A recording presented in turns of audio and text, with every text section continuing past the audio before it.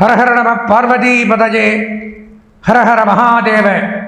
தென்னாடுடைய சிவனை போற்றி, எந்நாட்டவர்க்கும் இறைவா போற்றி. வேயிரு தோழிபங்கன் விடமுண்ட கண்டன் மிக நல்ல வேனை தடவி மாசரு திங்கள் கங்கை முடிமேல் அணிந்து என் உளமே புகுந்த அதனால் ஞாயிறு திங்கள் செவ்வாய் புதன் வியாழன் வெள்ளி சனி பாம்பிரண்டு முடனே ஆசரு நல்ல நல்ல அவை நல்ல நல்ல அடியாரவர்க்கு மிகவே. ஆதித்யாஜ சோமாஜ மங்களாய புதாயச்ச குரு சுக்ர சனிபியஸ்ச ராகவே கேதவே நமஹ. ஓம் ஸ்ரீ குருப்பியோ நமஹ. ஓம் ஸ்ரீ மகா கணபதஜே நமஹ. ஓம் நவக்கிரகேபியோ நமஹ. ஓம் வாக்தேவியை நமஹ. ஓம் சமஸ்த தேவதாபியோ நமஹ. அன்பார்ந்த எங்களுடைய நெக்ஸ்ட் ஜென் தொலைக்காட்சி நேயர்களுக்கு உங்களுடைய ஜோதிட ஆச்சாரியர் ஜோதிட குரு சிவஸ்ரீ சரவணமாணிக்க சிவாச்சாரியர், முதல்வர் காஞ்சி காமகோடி பீடம் வேத சிவ ஆகம குருகுலம் சங்கரமடம் காஞ்சிபுரம். அலைபேசி 9865098370. அடியனுடைய பணிவான வணக்கங்கள் மற்றும் ஆசீர்வாதங்கள். நான் தற்சமயம் காண இருக்கக்கூடிய பதிவு அப்படின்னு பார்த்தீங்கன்னா மாத ராசி பலன்கள் அப்படிங்கிற தலைப்பு. இது என்ன மாத ராசி பலன்கள் அப்படின்னு நிறைய பேர் கேட்கலாம். மாத ராசி பலன்கள் அப்படின்னா இந்த கிரகங்கள் அப்படிங்கிறத முதல்ல பார்க்கணும். இந்த உலகம் இயங்குவது இந்த கிரகத்தை அடிப்படையாக கொண்டு தான் உலகமே இயங்கும். 9 கோள்கள் உங்களுக்கெல்லாம் தெரியும். சூரியன், சந்திரன், அங்காரகன், புதன், குரு, சுக்கிரன், சனி, ராகு, கேது.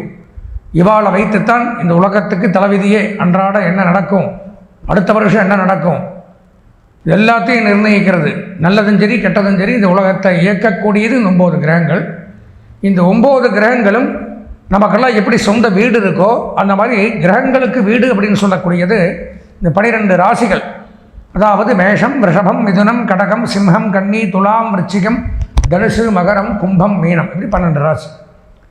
ஒன்று நல்லா தெரிஞ்சுக்குங்க, நமக்கெல்லாம் வீடு இருக்குது அப்படிங்கிற காரணத்தினால நாம் பிறந்ததிலிருந்து வாழ்நாள் முழுவதும் வீட்டிலே யாரையும் தங்கி இருக்குமா? இருக்கிறதில்ல. பல வேலைகளாக பல காரியங்களாக வாழ்நாள் முழுவதும் அங்கேயும் இங்கேயும் ஓடுனா தானே அதாவது பிறவி பெருங்கடல் நீந்தவர் நீந்தார் இறைவனடி சேராதார் திருமூலர் சொல்லுவார். பிறவிங்கிறது பெருங்கடல், அது நீந்தினா தான் இறைவன்கிட்ட போக முடியும். நீந்தாமல் கரையோ நின்றே இருந்தால் போக முடியாது. அந்த மாதிரி அன்றாட வாழ்க்கையில் ஓடி ஆடி அங்கேயும் இங்கேயும் அலைஞ்சி சம்பாரித்து சேர்த்து பையன் புள்ள வீடு மனை வாகனம் வசதி இதுக்குத்தான் எதை நோக்கி ஓடுகிறோம் என்று யாருக்கும் தெரியாது. ஆனால் ஓடிகிட்டே இருக்கும். அப்படி ஓடக்கூடிய காலகட்டத்தில் இந்த கிரகங்களை வைத்துத்தான் நம்மளுடைய நகர்வுகள் அப்படிங்கிறது அன்றாட நகர்வுகள் நகருது. அதில் பார்த்தோம்னா இந்த கிரகங்கள் ஒரு ராசியை விட்டு மற்றொரு ராசிக்கு பயிற்சியாகக்கூடிய நேரங்கள் கால அளவுகள் அப்படிங்கிறது உண்டு. நாம்ளே ஒரு இடத்துல இருக்கிறதில்ல. பல இடங்களுக்கு போகும்போது உலகத்தையே கட்டி காக்கக்கூடிய கிரகம் ஒரே ராசியில் தங்காது. ஒரு ராசியை விட்டு மற்றொரு ராசிக்கு போயின்னு வந்துட்டு தான் இருக்கும். அப்படி போயிட்டு வந்துட்டு இருக்கும் பொழுது அது ஒரு ராசியை விட்டு மற்றொரு ராசிக்கு போகிறதுக்கு வர்றதுக்கு எவ்வளவு கால அவகாசங்கள் பிடிக்கும் அப்படிங்கிறது உண்டு. ஒவ்வொரு கிரகத்துக்கும் தனித்தனி கால அவகாசங்கள் உண்டு. அதில் முக்கியமாக ஒரு 4 கிரகங்கள் நம்ம மாத ராசி பலன்குள்ளே இன்க்ளூடிங் பண்ண வேண்டியதில்லை. யார் இந்த 4 கிரகங்கள் அப்படின்னு பார்த்தீங்கன்னா, சனி பகவான் 2.5 வருஷத்துக்கு ஒருக்கா தான் பயிற்சி, ராகு கேது 1.5 வருஷத்துக்கு ஒருக்கா தான் பயிற்சி, குரு பகவான் 1 வருஷத்துக்கு ஒருக்கா பயிற்சி. இவங்க 4 பேர் இந்த மாத ராசிக்குள்ளே அதிகமாக வரமாட்டாங்க. ஏன்னா வருஷக்கணக்கில் பயிற்சி ஆகிறதுனால அதே கட்டத்தில் அதே ராசியில் தான் உட்காந்துருப்பாங்க. அதை நம்ம எடுத்துக்க வேண்டியது இல்லை. இருந்தாலும் மற்ற 5 கிரகங்கள் அப்படின்னு எடுத்துக்கணும்.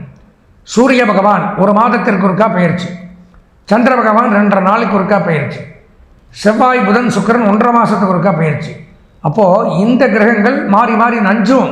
எந்த மாதம் இந்த 5 நாள் பயிற்சி ஆகலாம், 10 நாளில் பயிற்சி ஆகலாம், அடுத்த மாதத்தில் 10 நாள் ஒன்று பயிற்சி ஆகலாம். இந்த 5 கிரகங்களும் இந்த மாதத்துக்குள்ள ஏதாவது பயிற்சியாகி நமது 12 ராசிகளுக்கும் நன்மை தீமைகளை செய்ய இருக்கா அப்படிங்கிறத நம்ம பொதுவாக ஜென்ரலாக கோச்சார ரீதியாக பார்க்குறோம். அக்யூரேட்டாக இதை விட தெளிவாக பார்க்கணும் அப்படின்னா தெளிவாக இந்த மாதம் நமக்கு இப்படித்தான் இருக்குன்னு தெரிஞ்சுக்கணும்னா அவரவர்கள் சொந்த ஜாதகத்தை பார்க்கணும். அதை வச்சு தான் 100க்கு 100% முழுமையாக என்னால் சொல்ல முடியும். இது பொது பலன். கோச்சார பலன்கிறது எல்லா யூடியூப் சேனலும் சரி, யார் இது சொன்னாலும் சரி, பொதுவான பலன்களை தான் சொல்ல முடியும். இந்த பொதுவான பலன்களில் 2025ஆம் ஆண்டு விஸ்வாவச வருஷம் மங்களகரமான கார்த்திகை மாதத்தினுடைய ராசி பலாபலன்களை மேஷராசி முதல் மீனராசி வரை இருக்கக்கூடிய 12 ராசிக்கு முன்னான பலாபலன்களை விரிவாக பார்க்கலாம் வாங்க.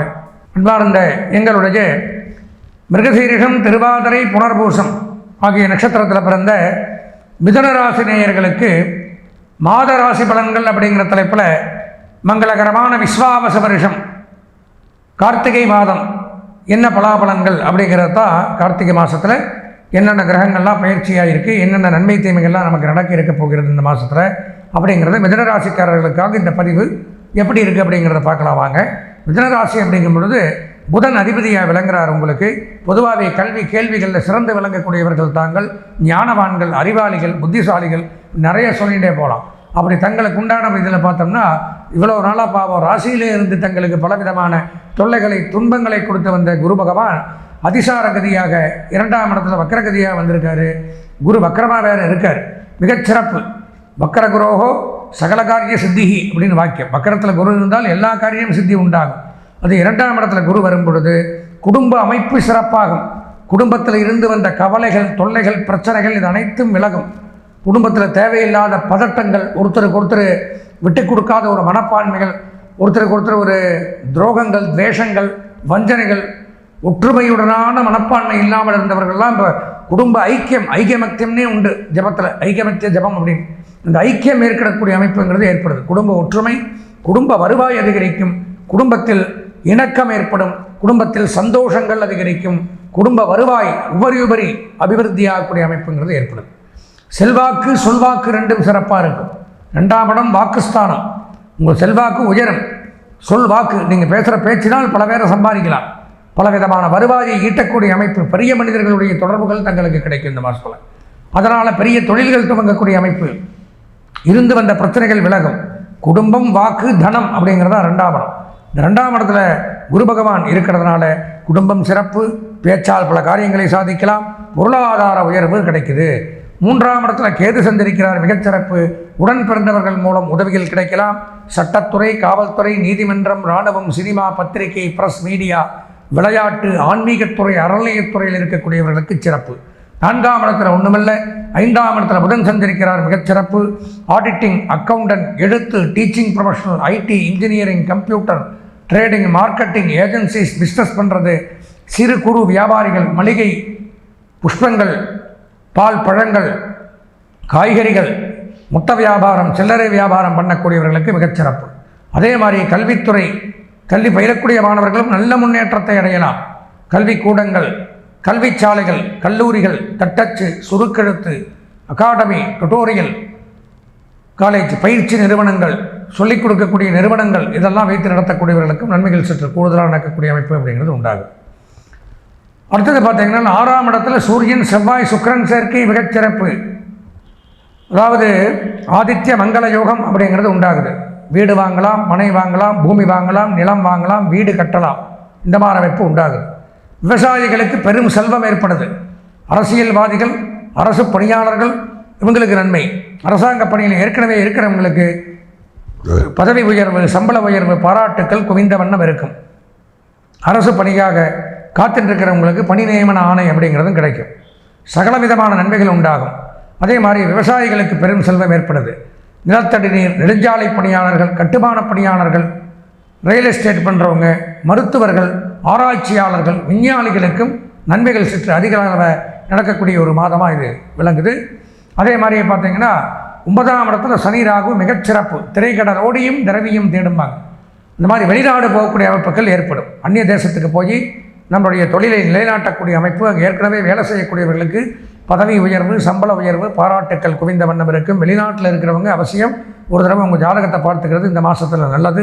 ஏன்னா சனி ராகு சேர்க்கை அப்படிங்கும் பொழுது சிறு சிறு பிரச்சனைகளும் உண்டாகலாம். கூட வேலை செய்கிறவங்க மூலமாக ஏதாவது ஒரு உபத்திரவம், தொல்லைகள், மேலதிகாரிகள் மூலம் தொல்லை, அல்லது உடல் நலத்தில் திடீர்னு ஏதாவது பெரிய வியாதி வருது, அந்த மாதிரி அமைப்புகளும் ஏற்படும். அதனால் ஒரு தடவை சொந்த ஜாதகம் பார்த்துக்கிறது நல்லது. 9ஆம் இடத்துல சனி ராகு இருக்கிறதுனால யோகத்தையும் கொடுக்குறார், அதே சமயம் சில பிரச்சனைகளையும் கொடுப்பார். பொதுவாக பார்த்தோமேயானால் மிதுன ராசி அப்படின்னு எடுத்துட்டால் இந்த மாத பலாபலன்களில் ஒரு 90% நன்மைகள் அப்படிங்கிறத எடுத்துக்கலாம். இந்த மாதம் கல்வி பயிலக்கூடிய மாணவர்களுக்கு 95% நன்மைகள், கலைத்துறை, அரசியல்வாதிகள், பெண்களுக்கு 90% நன்மைகள், சுயதொழில், உத்தியோகம், வியாபாரம், விவசாயம் செய்பவர்களுக்கும் 90% நன்மைகள் ஏற்படுது.